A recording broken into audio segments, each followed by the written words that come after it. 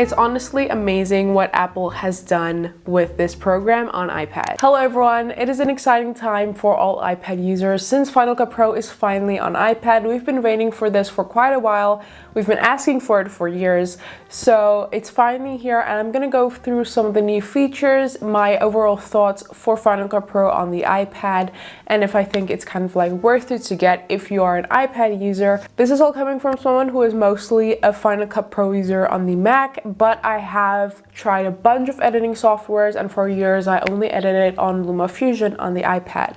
So I've kind of had both experiences with iPad apps and then Final Cut Pro on the Mac as well. So from that perspective, I'm gonna kind of share my thoughts on this and just, yeah, overall the new features and just what you can expect from Final Cut Pro on the iPad. Final Cut Pro on the iPad is currently subscription based, so it is $5 a month, which is actually not bad. I thought the price was going to be way higher, but you also have a 1 month free trial if you want to just test it out and see if it's something that will work for you. So definitely try out the trial and see if it's something that you like. Also, I do not have the Magic Keyboard, so I've had it in the past on my 11th inch iPad, and especially when I was using our editing with LumaFusion, so that is really a game changer for editing because of keyboard shortcuts. So if you have a Magic Keyboard, I definitely recommend utilizing that for Final Cut Pro, but touch controls are really nice on the new Final Cut Pro because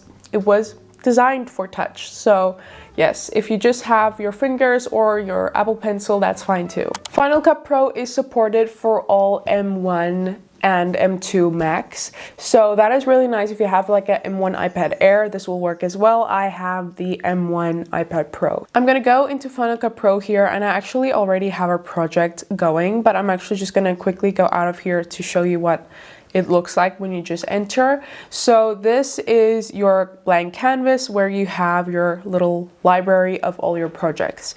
So you can just click on new project here and then choose your project name. And then you can also choose the format. So it's either set to automatic, or you can go to custom and choose your resolution, your orientation, color space, HDR, or just standard Rec.709, and then frame rate can be whatever you want it set it to. So that is how you start a new project. I'm just gonna go to the project I've already started, but if you didn't have anyone yet, so this is a vertical video. As you can see, it's not horizontal, and here I have all my files. It's really easy to import.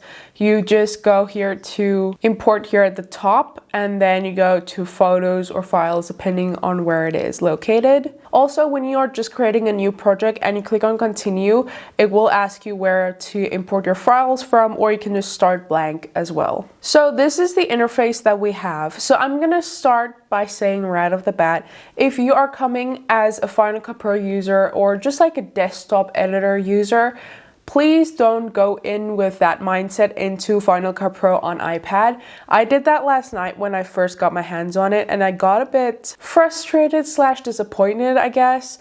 But if you're going into this with the mindset of it's made for iPad, it's not 100% the desktop version, maybe that will make you more open to using it. It has some amazing features which are unique to the iPad as well, and just the use of the Apple Pencil and touch controls is also really nice on here. So I'm gonna be covering some of those. But anyway, we have our files in here right now. So this is our timeline here at the bottom, as you can see, and also you can just pinch with 2 fingers to make it bigger or smaller. And then one of the uniquest things with the Final Cut Pro for iPad that you've probably seen is this little wheel here at the right hand side. So you can turn this off or on here at the top. So this removes it and adds it. So then when you tap on it, you can move your playhead and scrub through your video. It's really easy to do, and even if you want to do some precision editing for frame by frame, it's easy to move through. So this is a really nice thing that they included with Final Cut Pro on the iPad. So that is a key thing, I think, for editing on the iPad. Also, if you want to move the playhead around and you can't get like how it works with just your finger, you just make sure to move your finger in this top bit here, and then you will be able to move it around easily. So let's get into some basics for editing clips. So obviously we have cutting and splitting. It's really easy to do. If you have your clip selected, you can just go down here to cut. And then you also have other options, so you can do this type of cut where it removes everything from the left-hand side or the right-hand side, depending on the one you select, which is also really helpful and makes cutting very quickly. You can just quickly skim through. You can also turn on a few things here in options. If you are a Final Cut Pro user, you probably know these controls mostly. So you have skimmer playhead, and then you have audio scrubbing. So I've turned audio scrubbing off because I just find it annoying, but if you like it, it's basically where you can hear your audio as you're scrubbing through. So you can hear your audio. It's helpful sometimes, especially if you're cutting through things, but usually I just take a look at the waveforms of the audio. So yeah, I don't really prefer that. And you can also turn off or on snapping. So that's when you add in a clip and you want it to snap. So if I wanted this clip to snap to this clip, it's not going to snap automatically. But if I turn on snapping, and then as you can see, it makes that line, I can snap it in place, make sure it's precisely where I want it to be. So you can turn that off or on as well. So that's all for splitting and cutting and all that. Now for more in detailed editing within a clip. So I'm going to turn on the volume controls here at the bottom because it's really helpful to have this here. Also, if you're someone who likes going with like background music and keyframing, you can also do that with volume. Here you can see you have your keyframe option. I mean, this is helpful for any type of keyframing, but yeah, there's your keyframing option.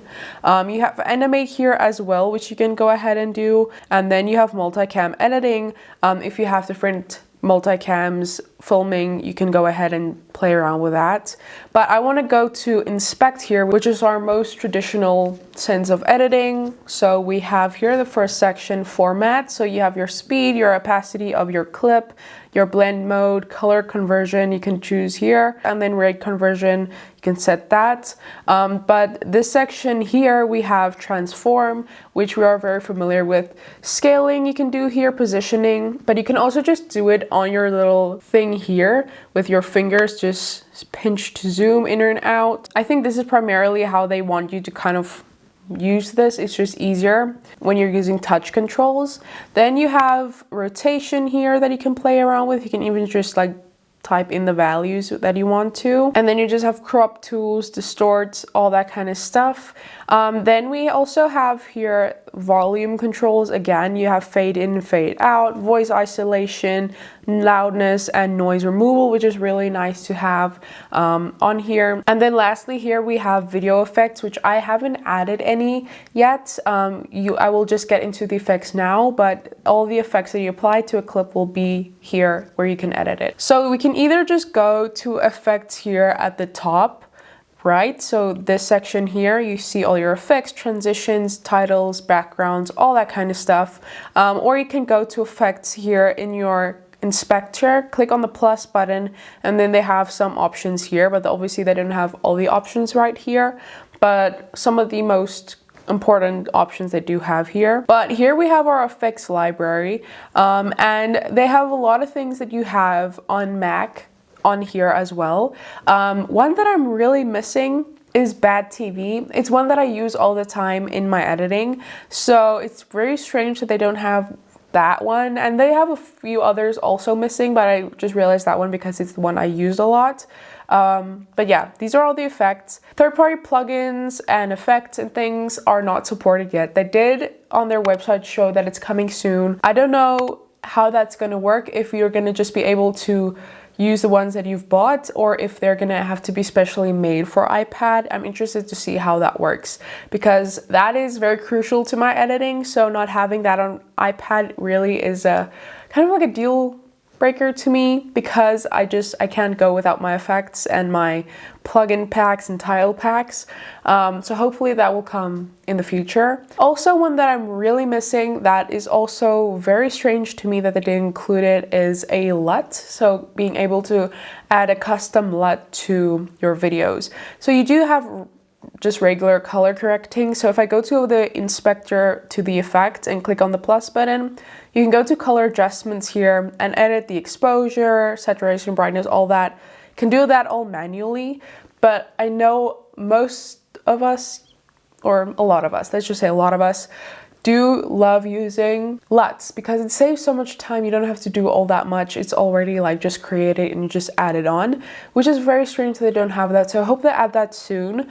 Especially like LumaFusion has LUT support, so it's strange that Final Cut Pro doesn't. So hopefully that comes in the future because that's another big effect that I often use. But okay, let's go move through these. So we have effects, transitions. We have a bunch of transitions. I haven't downloaded any of these, but here we have all the transitions. We have titles here. They have some cool new ones that we haven't seen yet because Final Cut Pro has just had the same titles for so long on Mac. So let's just download one and put it in here in our video. I'm sorry for the nasally voice, still getting over a cold. Hopefully it will be better soon. So let's just drag this in here and see how you basically edit and handle text or titles in Final Cut Pro. So yeah, this is what it looks like. Let's just see how this works. So here you can see all the properties of the title, where you can go ahead and type in your text. So let's change that. So let's just say Mac case. And you can also change the font here. I just want to see, yeah, all my Adobe fonts did luckily transfer over. So that's really nice. I would just want to see, okay, you can adjust tracking and baseline offset and all that, which is really nice. So letter spacing, basically, tracking. And you can add some text effects, which is really nice. Glow, drop shadow. I find this easier than having to do it on Mac. So this is really cool. And then let's see. Okay, it seems not like all my third-party fonts have come through, which is really strange. I don't know why that is. Some of them have, but some of them not. I'll have to check that out later, but that is a noticeable weird thing that's going on here. I want to know, is there a way to change? Oh yeah, you can change the background color, luckily, which is really nice. Okay, so that is how titles work in Final Cut Pro. Really nice, pretty familiar. Then we have backgrounds, which they did make a lot of changes to and add a lot more in. So here we have some of them. So I'm just gonna drag in this one here just to take a look at it. Yeah, so it's really nice and it is animated, which is really nice. So this is something new that we don't have on Final Cut Pro on desktop. All these types of backgrounds, and they have some minimal ones. Really solid selection, and then you just have solid and gradient backgrounds as well. That's kind of just plain. Next up we have here objects. So this is familiar, not entirely familiar, but kind of familiar. So we have the counting, time code, and basic shape on the desktop version. But then we have these social ones, which is really cool that they included this. So like this cursor one, I just want to see how this looks. Oh yeah, so it's just a solid one. You can probably keyframing it to do something. Really cool. Then here we have soundtracks. So this is something new with Final Cut Pro on the iPad, which is absolutely amazing what they've done with this. So if you have like a sound that you want to use, a music for background music or something, then if you want to make this longer, it will automatically adjust the music. So it basically adjusts to the length that you want it to be. It edits the beats and everything so that it doesn't just sound like it's kind of repeating the song. It kind of just intelligently makes it longer without like jeopardizing the flow of the music. So that is really awesome. It does only work with the Final Cut Pro library that they have here. So if you have your own music that you want to use, it's not going to work for this, but this is a really cool feature. So it's amazing and it's an awesome technology. Then one of the best new features, I think, for everyone who uses iPad is definitely the fact that you can now draw and have like live drawings. Editing this and making this effect is a pain if you're just editing on any normal software, But just having this built-in feature is such a game changer, and if this is key to your editing, it's gonna make it very easy. So I'm in the live drawing section here. I'm gonna quickly just write something. So do I have the right tool? Yes. Now let's go ahead and play that back. It's really cool. It is a bit fast though, but luckily you can click on the live drawing and select here in options how long you want the drawing to take. Let's go 4 seconds. Let's go 4 seconds and see how that looks. I mean, yeah, it's pretty cool. I think for doodles and things, this will also look really cool. I'm gonna quickly try that with doodles. I just wanna quickly see how that turns out because I have no idea. Yeah, I mean, it's cool. It's really cool. And I think if you even keyframe it a bit so that it kind of moves with whatever subject you're writing on or whatever, it's gonna make a very cool effect. But overall, if just for titles and things, if you like hand-drawn titles, this is a solid addition to Final Cut Pro on iPad. I wish this was on normal Final Cut. I'm just gonna quickly make like a title using a live drawing and also just a solid background with the opacity reduced a bit, just to make it stand out a bit more. This is kind of how I go about my titles. Usually it's just text, it's not like drawing. But yeah, this is really cool. You can also resize it and adjust that if you want to. And yeah, here we have it. I mean, that's pretty cool, I have to say. So A+ for that. Also, one of the things I almost forgot to mention, which is one of the key new features, is the fact that you can now remove the background of a clip really easily. So usually you'd have to have like a green screen and then do that. You can now do it with any clip. I have seen this is it kind of works on some clips, kind of doesn't. I'm gonna quickly test it out. I just don't know if I have a clip for that right now. Okay, let's just make this little short that I have here. I have this little intro shot that I don't know if it's gonna be able to detect the background of, especially since there's text. Let's just test it out real quick. It's here in the section of masks and keying. It's called scene removal masks. I'm just going to apply it to this first part of the clip. Let's just see how it handles it. So here you see how it handles it. Like I said, it's not perfect. Hopefully in updates it will get even better and smarter. This is the first release and the first kind of look we have at all these features. But this is what it looks like. Pretty cool.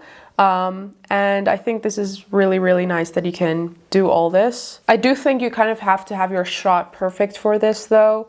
I think a nice contrasting background will also help a lot with having it really see where the background is and being able to remove it. Okay, I'm trying it with a different clip here just to see like how it handles different clips. So let's just,